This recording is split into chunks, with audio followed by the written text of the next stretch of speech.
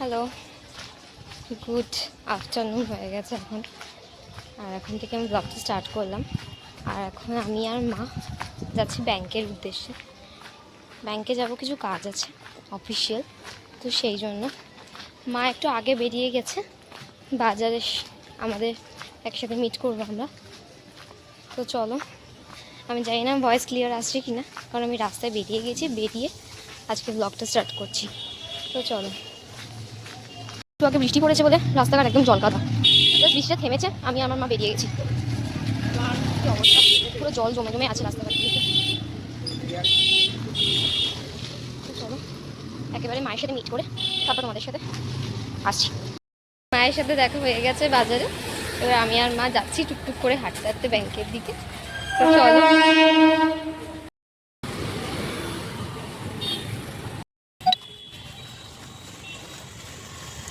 তোর কি অবস্থা দেখো রাস্তাটা, এখানে বেশ মাঝখানে পরিষ্কার ছিল, আবার যেতে সেই হয়ে গেছে। লোক যদি পরিষ্কার না রাখে মা, তাহলে কি হবে?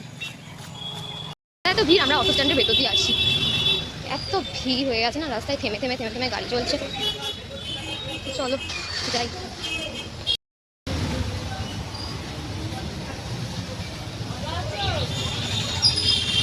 আমরা হেঁটে হেঁটে যাচ্ছি, যেহেতু ব্যাংকে একটু সময় লাগবে।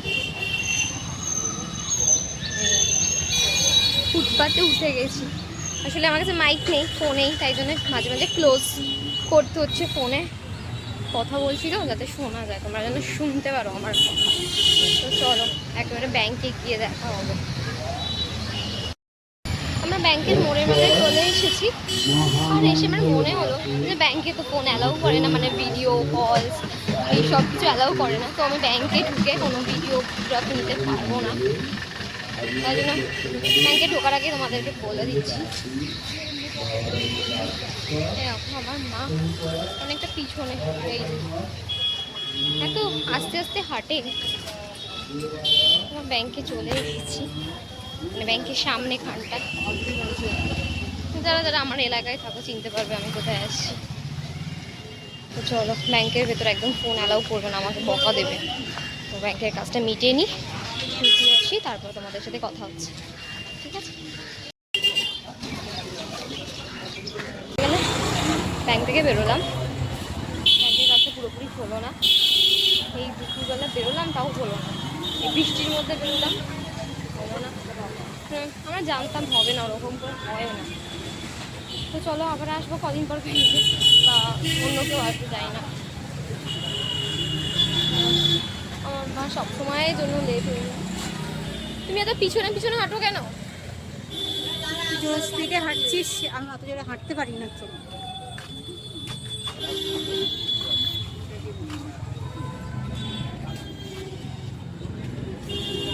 ফুটপাতের ভেতর দিয়ে হাঁটছি, আর এখানে তো দোকান আছে, তাই জন্য বেশি জোরে জোরে, মানে বেশি তাড়াতাড়ি বা হাঁটতে পারছি না আমিও। এটা আমরা আস্তে হাঁটা, এটা জোরে নয়, এর থেকেও জোরে হাঁটি। আর এরকম মাঝে মাঝে থেমে যেতে হচ্ছে, লোক দাঁড়িয়ে পড়ছে না। আমার হাতটা আর কত দূর যাবে? হ্যাঁ চলো চলো। মন্দির বন্ধ হয়ে গেছে, তোমার তো দেখাতে পারলাম না, মন্দিরটা বন্ধ ছিল। তো চলো, আর একটা মন্দির আছে, সেটা দেখিয়ে দেবো। এখানে অনেক মন্দির, 4-5 পা হেঁটে হেঁটেই হাঁটার পরপরই মন্দির, অনেক মন্দির।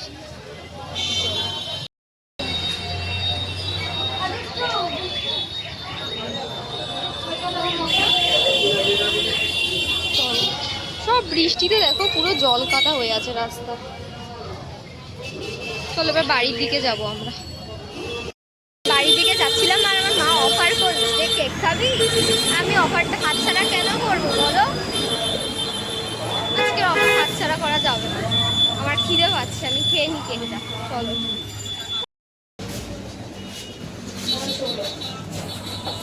বাবারে, বাড়ির দিকে যাচ্ছি।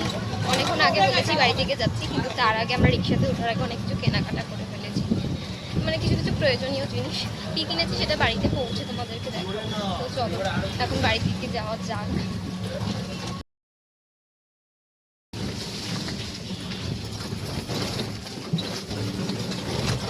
বাড়ির সামনে চলে এসেছি, হাঁপিয়েই গেছি আমি। চলো এবার নামবো। চলো বাড়ি পৌঁছে গেছি।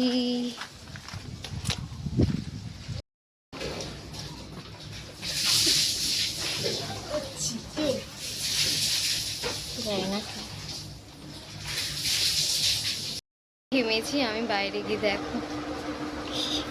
আর তোমাদেরকে দেখাচ্ছি, এবার একটু বসি, রেস্ট নিই, তারপর দেখাচ্ছি যে আমরা কি কি কিনেছি মা মেয়ে মিলে। চলো এবার দেখাই তোমাদেরকে কি কিনলাম। একটুখানি রেস্ট নিয়েছি এসে।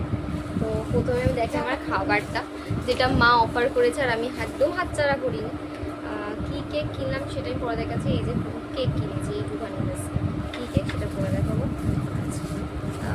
যেহেতু আমি বাড়িতে ছোবা ধুনো দিই, তাই জন্য ধুনো এনেছি, আর ধূপকাঠি এনেছি, আর হ্যাঁ, আর হচ্ছে চাউমিন এনেছি। চাউমিন আনার কারণটা হচ্ছে আজকে শনিবার, আমার মা বাবা তো কিছু খাবেন না। বিকেলবেলা একেবারে পুজো দিয়ে তারপরে রাত্রেবেলায় সেই এক সিদ্ধ ভাত, কিন্তু আমি আর বোন নিরামিষ চাউমিন খাবো, মা বানিয়ে দেবে। কেমন করে বানাবে সেটাও দেখাবো, কোনো অল্প করে দেখিয়ে দেবো। চলো রাখি এবার। আর কি কেক তারাও দেখাচ্ছে। এই যে এই কেক, নামটা হচ্ছে তিরামিসু পেস্ট্রি। এই যে, থ্যাংক ইউ মা। নিরামিষি চাউমিন বানাতে গাজর, আলু, ফুলকপি নিয়েছি, আর তোমার কাঁচা লঙ্কা কেটে নিয়েছি, আর আদা লম্বা লম্বা করে কেটে নিয়েছি। নিরামিষি চাউমিন বানাবো। এখানে জলটা গরম করতে দিয়েছি, একটু নুন আর তেল দেবো। তেল দিয়েছি, একটু নুন দেবো।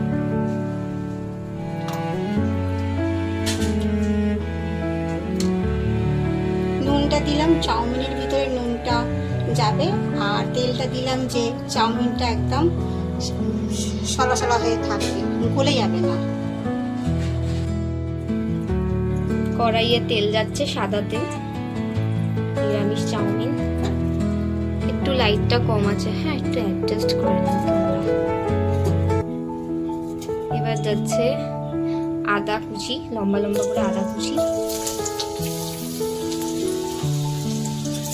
হালকা ভেজে নেবে।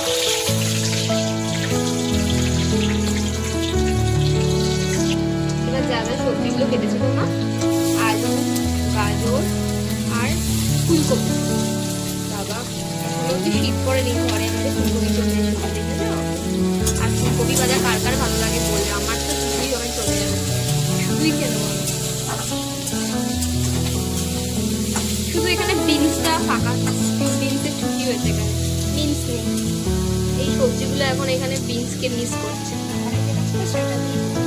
হ্যাঁ মানে আলাদা করে আমরা আর বাজার করিনি, ঘরের মধ্যে যা ছিল সেটা দিয়েই সব হচ্ছে। বিনস শেষ হয়ে গেছে, এবার ভাজা ভাজা হয়ে যাক, একটু নরম হয়ে যাবে, তারপরে আমরা সেদ্ধ চাউমিনটাকে অ্যাড করবো। তো যখন হয়ে যাবে চাউমিনটা তোমাদেরকে দেখাবো। সবজিগুলো সিদ্ধ হয়ে গেছে, এবার কি দিচ্ছ মা? নুন দিচ্ছি, এই চাউমিন এখন কখন এখন দেবো? মিষ্টি দেবো, কিছু দেবো না। হ্যাঁ সাদা চাউমিন, নিরামিষ সাদা। এবার চাউমিনগুলো দিয়ে দিচ্ছে কড়াই, সিদ্ধ চাউমিন। কত পার্সেন্ট সিদ্ধ করেছো? 1% সিদ্ধ। চাউমিনগুলো এখন লাগবে মোটা মোটা, যখন পুরো ভাজা হয়ে যাবে না তখন সরু সরু হয়ে যাবে, ঠান্ডা লাগে।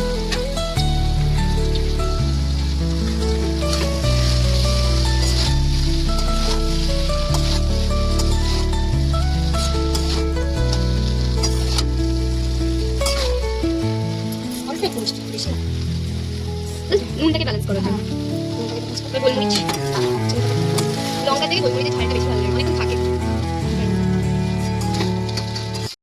জন্য। দাঁড়ো ঠাম্মাকে দিই, নাও ঠাম্মা। হ্যাঁ চামচ দিচ্ছি, খেয়ে বলো কেমন হয়েছে। হ্যাঁ খাও, খেয়ে বলো কেমন হয়েছে।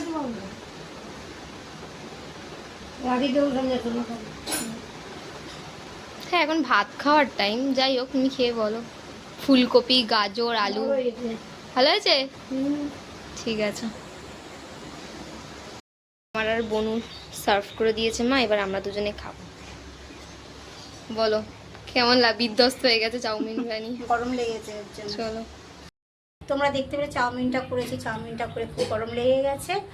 আর আজকে এই পর্যন্ত ব্লগটা, তোমরা পাশে থেকো, ভালোবেসো আর সাবস্ক্রাইব করো, লাইক করো, কমেন্ট করো। আজকে এই পর্যন্ত।